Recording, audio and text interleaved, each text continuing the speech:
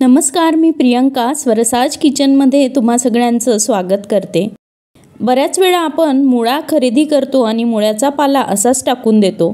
तर आज आपण अगदी चविष्ट अशी मुळ्याच्या पानांची भाजी बनवणार आहोत। मी 2 मुळे घेतले होते, त्यासोबत मला बराचसा असा हिरवागार पाला मिळालेला आहे। हा करकरीत असलेला पाला आपल्याला घ्यायचा आहे। मुळ्याचा पाला मी स्वच्छ धुवून चिरून घेतलेला आहे। त्यातले पिवळे पानं व जाड देठ आपण बाजूला करून घेणार आहोत।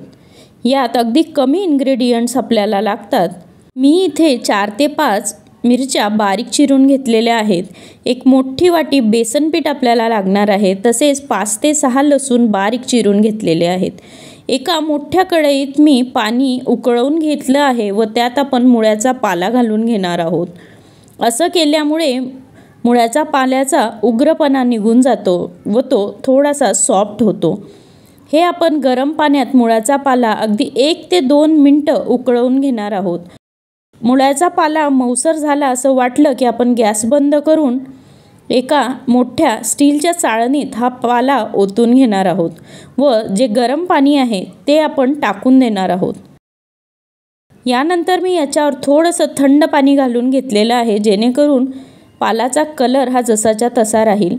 हाताने आपल्याला असा हा पाला पिळून घ्यायचा आहे व त्यातलं एक्स्ट्राचं पाणी आपण काढून टाकणार आहोत व त्यानंतर हाताने त्याला असा सुट्टा सुट्टा करून घ्यायचा आहे। आता आपण भाजीला फोडणी देणार आहोत। तर 2 ते 3 चमचे मी इथे रिफाइंड ऑइल घेतलेलं आहे। ही भाजी करताना पसरट असं पॅन वापरा, म्हणजे अगदी छान कुरकुरीत अशी ही भाजी होते। आपण आता इथे मोहरी आणि जिरं टाकून घेणार आहोत। त्यानंतर बारीक चिरून घेतलेला लसूण मी यात घालत आहे। लसूण देखील थोडासा आपण ब्राऊन होईपर्यंत परतवून घेणार आहोत। या भाजीत लसूण अगदी कुरकुरीत होतो आणि दाताखाली आल्यावर खूप छान असा चवीला लागतो। लसूण थोडासा ब्राऊन झाल्यानंतर यात आपल्याला बारीक चिरून घेतलेली मिरची घालायची आहे। तुम्ही या जागेवर लसूण मिरचीचा ठेचा देखील वापरू शकतात। हे देखील आपण परतवून घेणार आहोत व मिरच्या छान झाल्यानंतर त्यात अर्धा चमचा हळद मी टाकून घेणार आहे। आता यात आपण मुळ्याचा पाला असा मोकळा मोकळा करून तेलात टाकणार आहोत। सर्व पाला मी एकाच वेळी घालून घेणार आहे। हा व्यवस्थित आपल्याला पुन्हा एकदा तेलात परतवून घ्यायचा आहे। आपण याला शिजवून घेतलं होतं, तरी देखील अर्धा ते 1 मिनिट मी हा परतवून घेणार आहे। यावर आता मी चवीनुसार मीठ घालून घेत आहे व पुन्हा एकदा आपण हे सगळं मिक्स करून घेणार आहोत। पाला असा मऊसर वाटायला लागला की लगेच याच्यात आपण जे 1 वाटी बेसन घेतलं होतं त्याच्यातला अर्ध बेसन आपण यावेळेस आता घालणार आहोत। अर्ध बेसन ओतून घेतल्यानंतर सर्व मुळ्याचा पाला कोट होईल अशा प्रकारे आपल्याला हे बेसन मिक्स करून घ्यायचं आहे। गॅसची फ्लेम सुरुवातीपासून ते शेवटपर्यंत मीडियम राहणार आहे। हे मिक्स केल्यानंतर पुन्हा उरलेलं बेसन टाकून हे आपण मिक्स करून घेणार आहोत।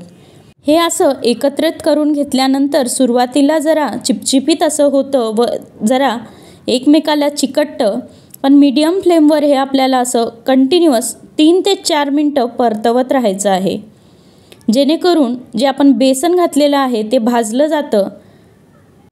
आलटून पालटून हे असं आपण मिक्स करून राहणार आहोत। 5 ते 7 मिनिटं हे आपल्याला असंच करत राहायचं आहे। तुम्हाला जर मऊसर भाजी हवी असेल तर 5 ते 7 मिनिटात ही होते, पण जर कुरकुरीत भाजी हवी असेल तर तिला 10 ते 12 मिनिटं लागतात। तुम्ही पाहू शकतात आता बेसन कोरडं व्हायला सुरुवात झालेली आहे व पाला देखील कुरकुरीत व्हायला लागलेला आहे। हे असंच मी मिक्स करत राहणार आहे। नॉनस्टिक पॅन घेतल्यास अधिक उत्तम, जेणेकरून बेसन खाली चिकटणार नाही। तुम्ही पाहू शकतात बाजूला बेसन आता असं कुरकुरीत बाजूला व्हायला सुरुवात झालेली आहे। छान असं मी 10 ते 12 मिनिटं हे परतवून घेतलेलं आहे। तुम्ही पाहू शकता छान कुरकुरीत चविष्ट अशी आपली भाजी आता तयार झाली आहे। ही भाजी तुम्ही भाकरीसोबत, चपातीसोबत किंवा जेवणाच्या ताटाला साईड डिश म्हणून सर्व करू शकतात। मुळ्याच्या पाल्यात भरपूर गुणधर्म असतात, तर तो असा फेकून देऊ नका। त्याची छान अशी भाजी बनवा जी सगळ्यांना घरात आवडेल। रेसिपी आवडल्यास चॅनलला सबस्क्राईब करा, बेल आयकॉन देखील प्रेस करा जेणेकरून रेसिपी पटकन तुमच्यापर्यंत पोहोचतील. आणि रेसिपी पाहिल्याबद्दल धन्यवाद.